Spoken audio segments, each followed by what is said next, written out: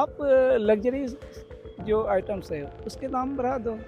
मैं भी अगर 100 रुपीज़ के अकॉर्डिंग पर लीटर पेट्रोल डला रहा हूँ, लगभग सारे पेट्रोल के ही हैं, तो भी हमारे लिए बहुत है। जबकि इतना मतलब पर बैरल कॉस्टिंग नहीं पड़ रही है कि आप उससे किसी भी लोगों से 100 रुपीज़ का चार्ज करें। मुझे हुँ।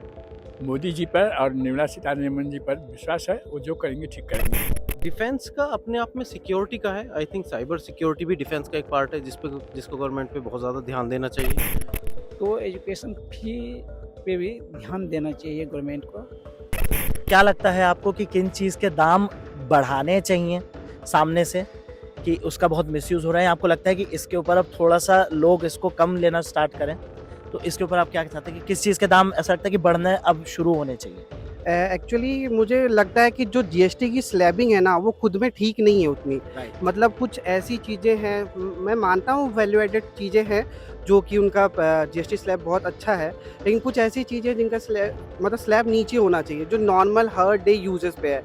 तो उनका स्लैब नीचे होना चाहिए, जो हर एक इंसान हर दिन यूज़ करता है, उनको आप कम करो। और कुछ जो अल्ट्रा लग्ज़रियस है, मैं लग्ज़री पे भी नहीं है, क्योंकि आजकल हर एक मिडिल क्लास फैमिली भी लग्ज़री आइटम को अफ़ोर्ड करता है, बट कई बार वो उस जीएसटी या जो भी टैक्सेशन है उसके कारण वो उसको अफ़ोर्ड नहीं करता। कहीं न कहीं अगर 100 लोग खरीद रहे हैं ना एक चीज़ को, तो गवर्नमेंट को फ़ायदा मिलेगा। आप उसके जीएसटी को कम करो, नहीं करो। और सबसे बड़ा बात है, अभी पेट्रोलियम को जीएसटी के दायरे में लाना है, क्योंकि अगर आप अभी भी देख रहे हो, चाहे किसी से भी खरीदें इंडिया, अभी उतना प्राइसिंग नहीं होना चाहिए जितना। अगर मैं भी अगर 100 रुपीज़ के अकॉर्डिंग पर लीटर पेट्रोल डला रहा हूँ, लगभग सारे पेट्रोल के ही हैं, तो भी हमारे लिए बहुत है। जबकि इतना मतलब पर बैरल कॉस्टिंग नहीं पड़ रही है कि आप उससे किसी भी लोगों से 100 रुपीज़ का चार्ज करें। मुझे मोदी जी पर और निर्मला सीतारमण जी पर विश्वास है, वो जो करेंगे ठीक करेंगे। डिफेंस का अपने आप में सिक्योरिटी का है। आई थिंक साइबर सिक्योरिटी भी डिफेंस का एक पार्ट है जिसको गवर्नमेंट पे बहुत ज़्यादा ध्यान देना चाहिए।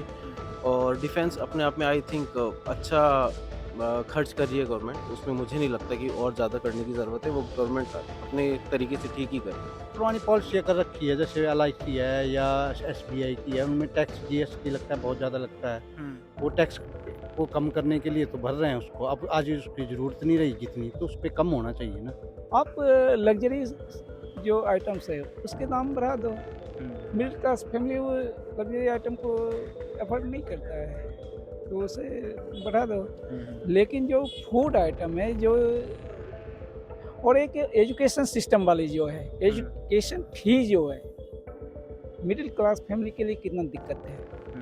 मिडिल क्लास फैमिली कभी अफोर्ड नहीं कर सकता है, उसे लोन लेना पड़ता है, किसी से कर्ज लेके ही अपने बच्चे को पढ़ाना पड़ता है।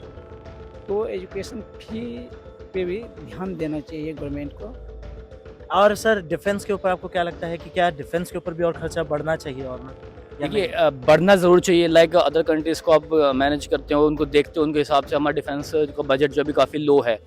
लेकिन उसमें भी आई थिंक कि जो हमारी पेंशन जाती है ना, लाइक जो हमारे आर्मी ऑफिसर्स जो रिटायर हो चुके हैं, उनको जो हमारी अभी पेंशन जा रही है, वन पेंशन वन स्कीम जो चल रही है, उसमें हमारा काफ़ी बजट जो है ना, जो डिफेंस का टोटल बजट है वो काफ़ी खर्च हो जाता है उसमें।